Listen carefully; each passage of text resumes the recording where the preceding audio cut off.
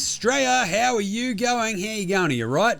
You should be, especially if you're a Mavs fan. That's right, it is Wednesday, November 12th, day. And this is NBA Straya's best and worst NBA stuff of the day. I'm your host, James Clements, here in Larry Armour Studios, and I'll tell you what, Mavs fans are stoked. What a day it was. Let's start there with the daily. Whip around, bang!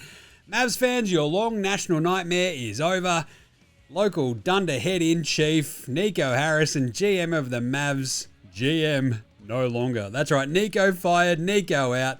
The worst thing has happened to the worst person you know. That's how it rolls. What a world. So, after so many chants of fire Nico, Patrick Dumont, baby Gerber in charge of the Mavs. Look at that dude's big face. It kills me every time. He finally went, hang on a second. Everybody hates me. This is weird. They should hate him. They already hate him. Why am I copping heat? So they fired Nico, and away we go. You might remember Nico Harrison for making, that's right, the worst trade in NBA history, if not sports history, trading away a 25-year-old in his prime, Luka Doncic, perennial MVP candidate for a bag of chips, brittle bird bones, and clag named Anthony Davis, who at the time was 31, now 32, already injured, Max Christie, and one single first-round pick. So yeah, I can't imagine why he'd be fired. Except for that exact reason. Bang! So three things about this. As soon as this happened, I'm like, how do I feel about this? I'm like, well, obviously elated for Mavs fans who can't stand the sight of Nico. Why is that? Well, because I think when you have a franchise cornerstone like Luka Doncic, Mavs fans especially just had it with Dirk. They had Dirk for 20 years. They loved Dirk to the ends of the earth. His 2011 title with the Mavs meant the absolute world to everybody, and it felt like the same thing was just going to happen again with Luka. Nico completely disrupts that and screws the pooch. Not only that, and this is the first thing, the trade and its return is the unforgivable sin, isn't it? We didn't shop him around because it would have tanked the trade value. Oh, would it have? Because I can't see how that would work. For the simple idea of the subsequent return of the trade sucked anyway. What are you doing? But we really, defense wins championships and I loved Anthony Davis. That doesn't matter. What are you doing? For serious. I mean, come on, man. Come on. Because seriously, that return sucks, right? And basically you look around the NBA, you've traded a 25-year-old perennial MVP candidate who had just taken your team to the finals, and you went, no, I'm smarter than that. Check this out. Moron. You've just traded a 25-year-old for a 31-year-old, soon-to-be 32-year-old who's always hurt, and one first-round pick and Max Christie, right? So this simple idea of we might have tanked his value. It's like, no. You just thought you were smarter than everybody. You wanted to do a deal with your mate Bobby Pelinka, and you wanted Anthony Davis. Just say that, right? Because there's no defensible way that you can justify this beyond, I really like Anthony Davis and I hated Luka because I knew Kobe. Really, because at this point there's maybe three players in the NBA that you call up their team and go, Luka for insert player here. And three teams probably say no. There's probably for Jokic, probably, SGA, and now Wemby. Giannis is a conversation. If you're Milwaukee, right? You're I don't know. Geez, maybe. Everybody else is definitely a conversation. If you shop Luka around, guess what's not going to happen? You're not going to get a worse deal than the one you got, you idiot. So the trade and its return is this constant slap in the face for all these Mavs fans watching Anthony Davis sit on the sideline hurt again, because guess what? When you trade for a dude who's always hurt, in a surprise twist, he's going to get hurt, and he got hurt.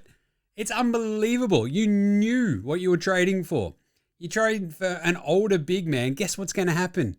He's probably going to break down at some point. Anyway, ridiculous. Number two, a part of that is the sheer disdain and arrogance he displayed after it towards both the fans, the media, his own team. Because, cool, if this is your idea, and, you can see the framework for why he'd want to do this. His entire thing was, Luka had taken us to the finals, but we had these holes in our team. Defense wins championships, he kept saying. Okay, then sell it.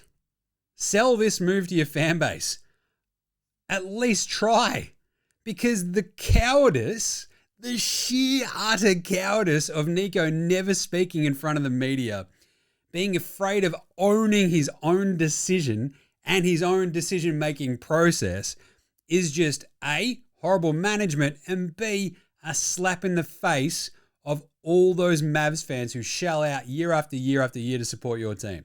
What a moron. Because this alienates all of your fan base straight away. You know that, right? You traded a beloved franchise icon. And they were like, what are you doing? I can't believe you did this. And you went, shut up, idiots. I know what I'm doing. I knew Kobe. And everyone's like, this guy sucks. What are we doing, right? He then disappears and just doesn't say a word.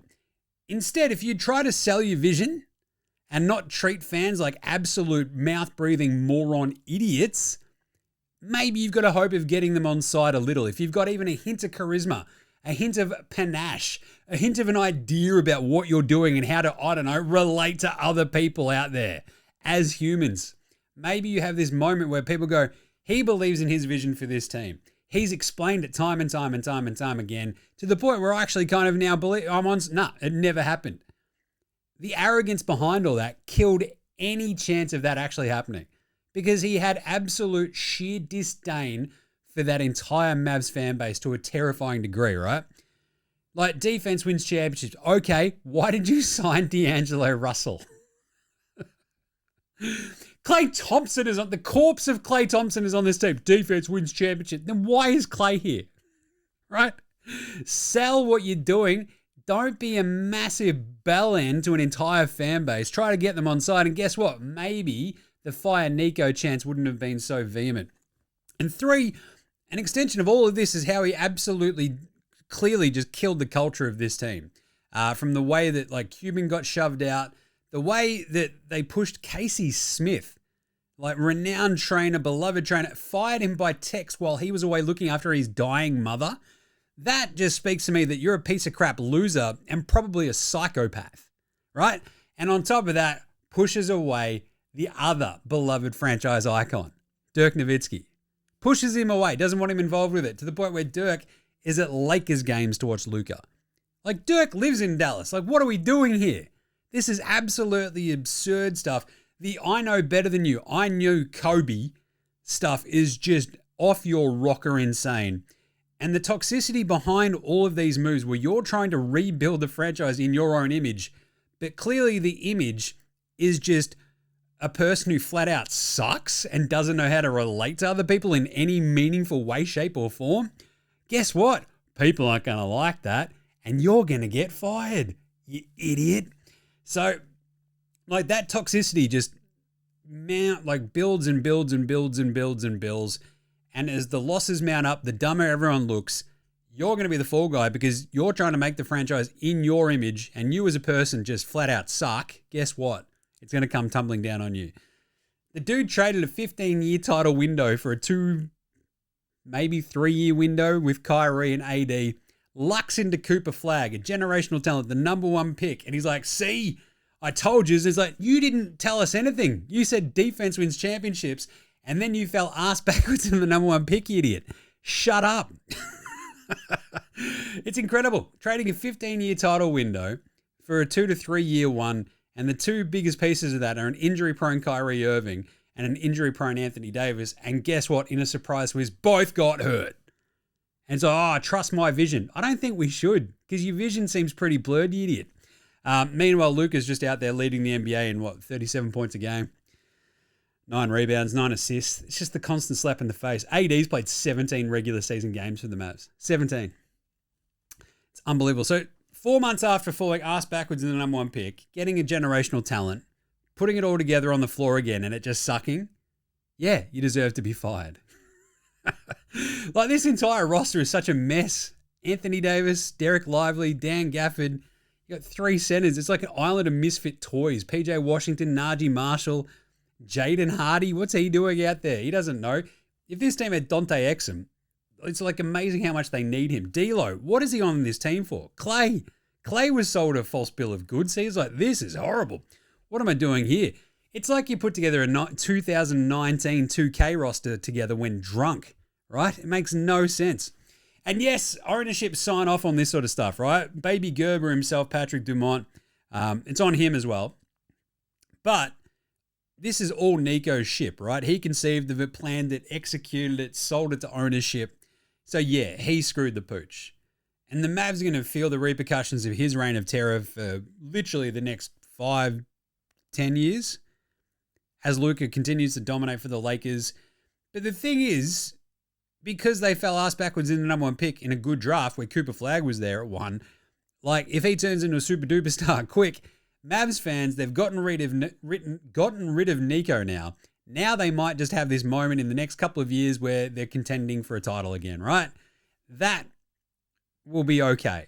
It'll make the loss of Luka hurt a little bit less.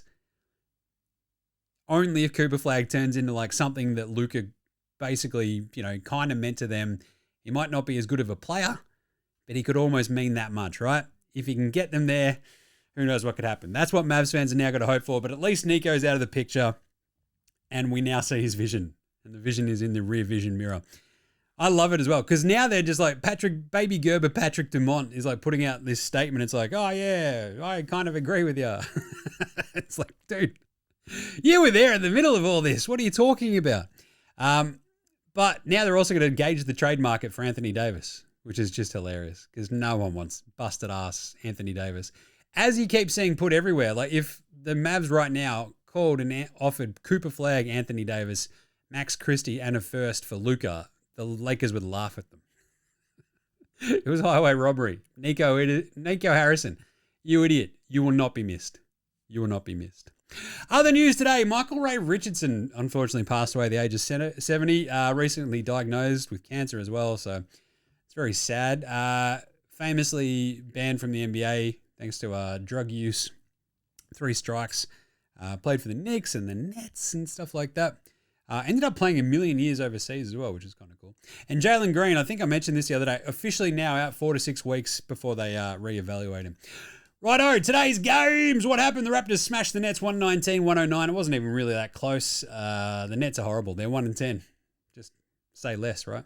The Knicks are yet to lose at home. They killed the Grizzlies 133-120. The Grizzlies put up a little bit of a fight late, but the Knicks had put the pool cue in the rack at that point. And we're like, yeah, we're done here. 7-3 now. Grizzlies absolutely flailing 4-8. Celtics fall short against the Sixers because Jaylen Brown doesn't know how to box out. So Kelly Oubre gets the go-ahead putback. This was a really fun game. 51-41 at the half. This was off chops. Boston fight all the way back. Derek White and Jaylen Brown finally get it going. But no Joel Embiid for the Sixers, and it just makes them so much more fun. I love it. Like Edgecombe didn't have a great game, but hit a massive shot late, did some good stuff. Away they went. Maxi's still electric. They pull it out 102-100 because of the Oubre putback. This just went hammer and tongs right down the stretch. These two teams being this much fun and kind of mediocre, but kind of good is really fun. Boston, Philly. Boston now 5-7, Sixers 7-4. Warriors got absolutely curb stomped by the Thunder 126-102. SGA dropped in 28-11. And the Warriors looked all out of sorts. Steph Curry got his first ever tech foul, or his flagrant foul, for basically jumping in the landing zone of Isaiah Joe. So it was like not a real tough flagrant, but anyway. Warriors, I'm getting worried. Did the power rankings, and they're 6-6, and they're not very good. 11-1 now, the Thunder. And Jalen Williams hasn't played a game yet. They're terrifying. Pacers got smashed by the Jazz. It's a soft J. They scored 152. The Utah Jazz. Yeesh. Larry had 35. Isaiah Collier came off the bench, looked awesome. The Pacers, 128. Siakam had 27. Nembhard had 25. But wow, the Pacers. Just on this road trip, it's brutal. They're 1-10 now. Brutal. And the Nuggets end up outlasting the Sacramento Kings. Fires and laser. Nuggets run over the top of them late. 122-108 because Nikola Jokic, he sat for a minute there in the fourth quarter. Sacramento came flying back. And you're like, oh, God. Jokic came back on, steadied the ship, ends up with 35, 15, and 7. Who was the NBA Straya Approved Performer of the night, Jim? That's not a knife. That's a knife. Baby Gerber, Patrick Dumont for firing Nico Harrison. Actually, the improved performer of the night might have been that kid in the Luka Lakers jersey who sat next to Patrick Dumont at Dumont's first Mavs game since opening night. And this kid in the Luka jersey is sitting there going, yeah, hey, what are you doing? Why'd you trade Luka? And Dumont's like, yeah, that was pretty dumb. And I assume the kid was like, you should probably fire Nico. And Dumont's like, yeah, probably should. Because it seems like he's very much like the last thing he hears, he just does that. You know, that kind of rich, dumb person thing. Yeah, bit of a vibe. So props to that kid. That was awesome. For the players, Jokic against Sacramento, as I mentioned, 35, 15, and 7 is just run-of-the-mill stuff. It's crazy. Markkanen having 35 as well. I enjoyed that a lot.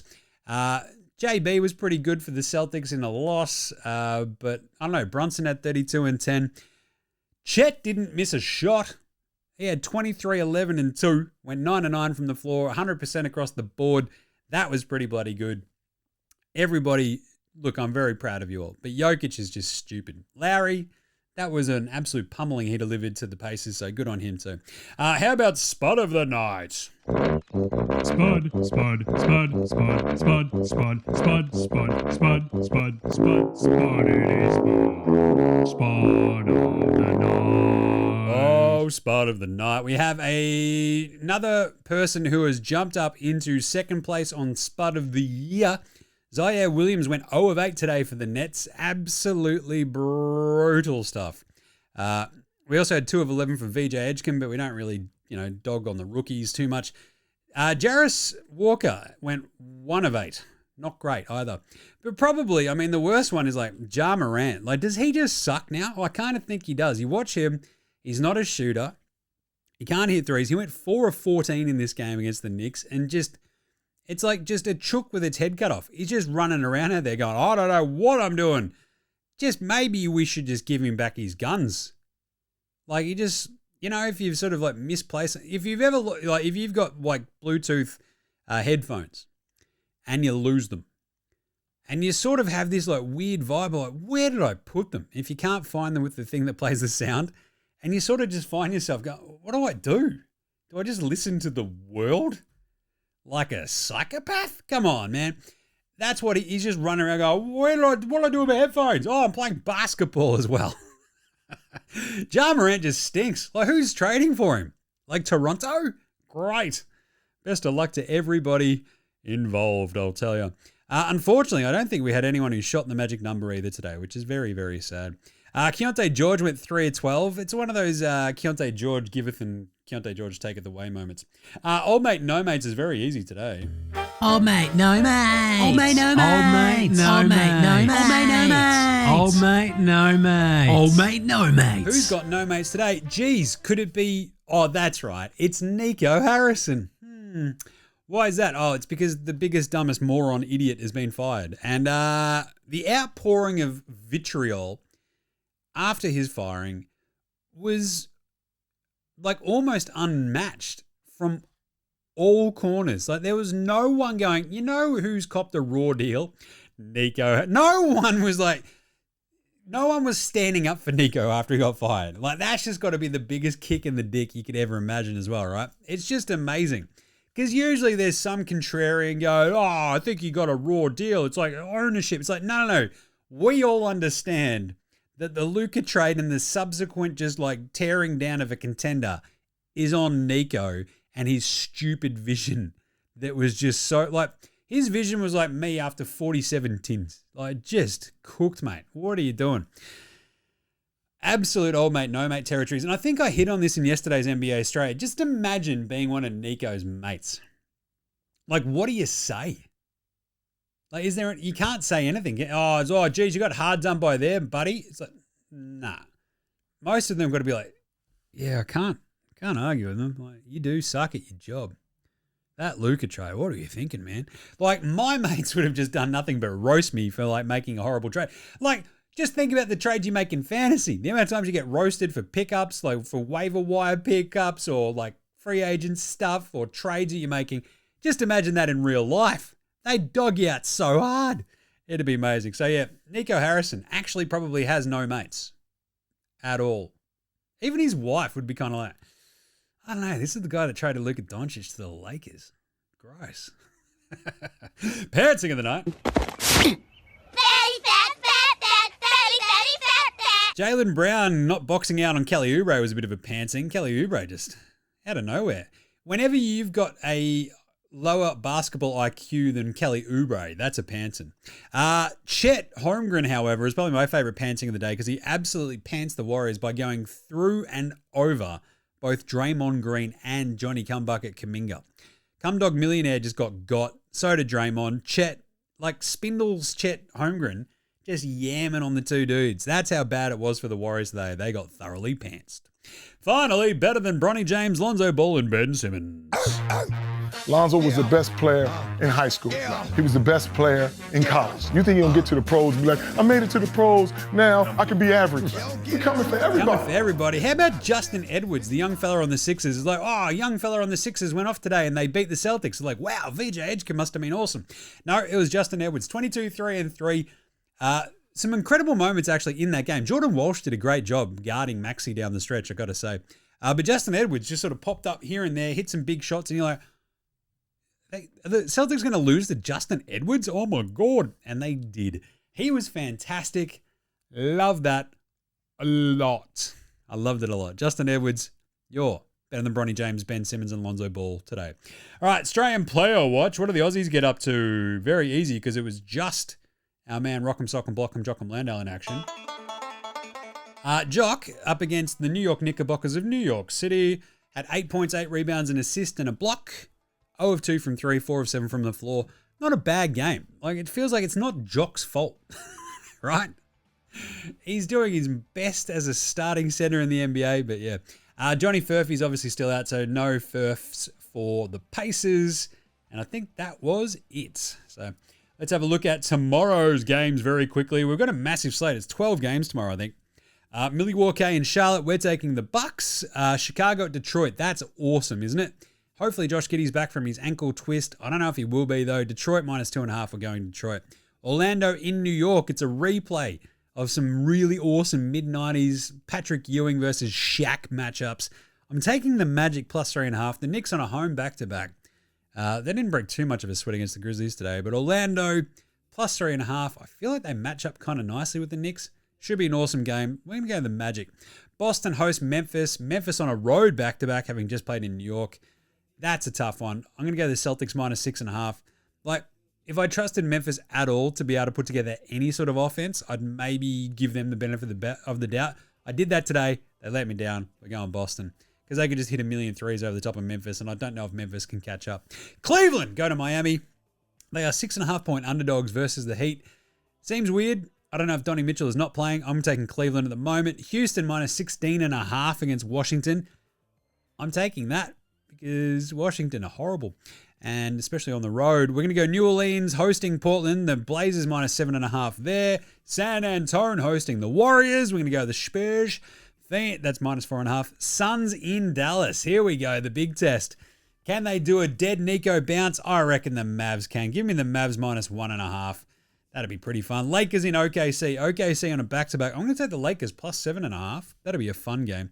Atlanta in Sacramento. Kings on a home back-to-back. I'm going to take the Hawks. They just look fiery, feisty, especially without Trae Young. They've just got something about them. Go on the Hawks. And then Denver and the Clippers. Fascinating game. Denver hop back down from Sacramento down to LA. Clippers desperately need this game. I'm going to take the Clippers plus 2.5 because if they don't win this, suddenly everything's getting a bit sideways for the old Clippers, right? If they would lose that tomorrow, they'd be 3-8. 4-7 feels a lot better than 3-8. I'm just saying. So, all right, there you go. That is everything. The best and worst for the NBA today. Fare thee well, Nico. We will not miss you. Tune into NBA Straya every day for everything NBA. Subscribe or I'll fight you. Remember that. This is NBA Straya saying, look after yourselves, would you? And see you, Nico. Late Ozen.